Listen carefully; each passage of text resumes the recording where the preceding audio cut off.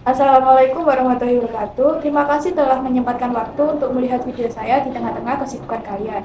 Perkenalkan, nama saya Syifa Zarkan Nuraida, biasa dipanggil Ara. Di sini saya akan menjelaskan tentang materi polio dan bahayanya polio bagi anak-anak di Indonesia. Apakah kalian tahu, akhir-akhir ini kasus polio kembali mencuat di masyarakat, dan hal ini menjadi alarm bahaya bagi pemerintah dan masyarakat. Tahun 2022 atau 8 tahun setelah Indonesia memperoleh sertifikat bebas polio pada 2014, 3 anak di Kabupaten Pidie, Aceh ditemukan positif virus polio. Kemudian disusul pada tahun 2023, 3 anak positif polio yakni di Kabupaten Aceh Utara dan Kabupaten Biren Aceh serta Kabupaten Purwakarta Jawa Barat. Nah, apakah kalian tahu tentang polio dan apa bahayanya? Untuk mengetahui lebih lanjut tentang polio, terus simak videonya hingga akhir.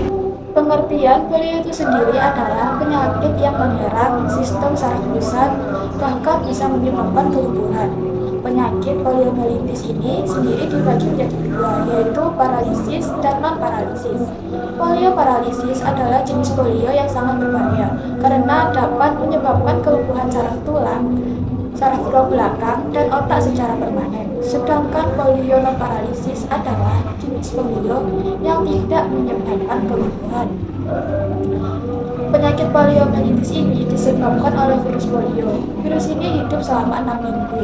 Penyakit ini menyebar melalui air, makanan, atau tangan yang terkontaminasi feses atau kotoran atau cairan tenggorokan seseorang yang terinfeksi virus.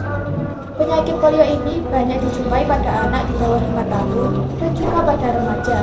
Kemungkinan gejala yang dicurigai pada anak adalah panas disertai sakit kepala, sakit pinggang, nyeri leher, dan punggung, serta gangguan otot.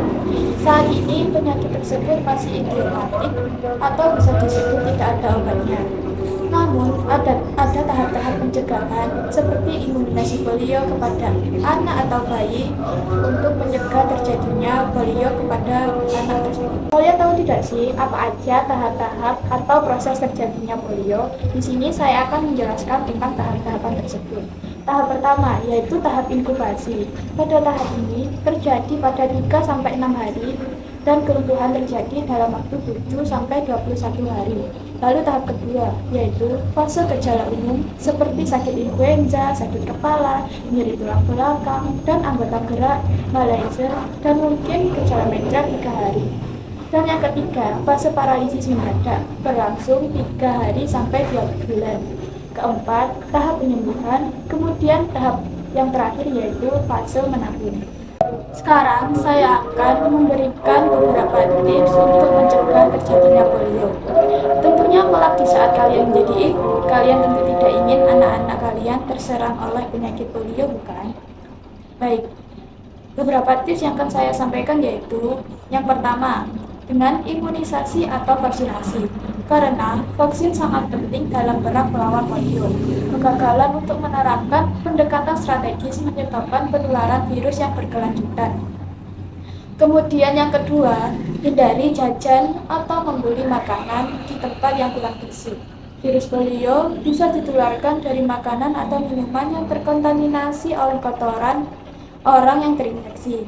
Oleh karena itu, bila ingin jajan atau membeli makanan dan minuman, pastikan kamu membelinya di tempat yang bersih dan penjual makanan juga menerapkan praktik kebersihan yang baik.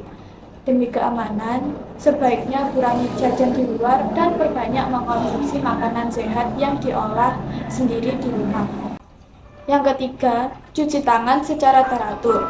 Cucilah tangan dengan menggunakan sabun dan air mengalir, terutama setelah menggunakan toilet, sebelum makan, dan sebelum mempersiapkan makanan. Dan yang terakhir, hindari kontak dekat dengan orang yang sakit. Hindari berpelukan dan berbagi peralatan makan dengan orang yang sakit. Baik, selanjutnya saya akan menjelaskan beberapa penanganan yang akan dilakukan kepada anak yang terkena polio. Yang pertama yaitu observasi, yaitu seperti observasi keadaan umum, kesadaran, tanda-tanda vital, pernapasan, dan berat badan. Kemudian, anjurkan anak berlatih minum air atau diet cair. Lalu, berikan kompres hangat kepada pasien untuk membantu meredakan nyeri otot dan kejang. Setelah itu, anjurkan pasien untuk istirahat yang cukup dan memberikan perawatan intim. Dan anjurkan pasien untuk tirah baring total. Hal ini dilakukan untuk mencegah perluasan kelumpuhan.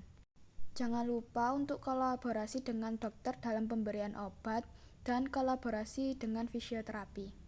Baik, selesai sudah video dari saya. Semoga bermanfaat bagi semuanya. Sekian dari saya. Wassalamualaikum warahmatullahi wabarakatuh.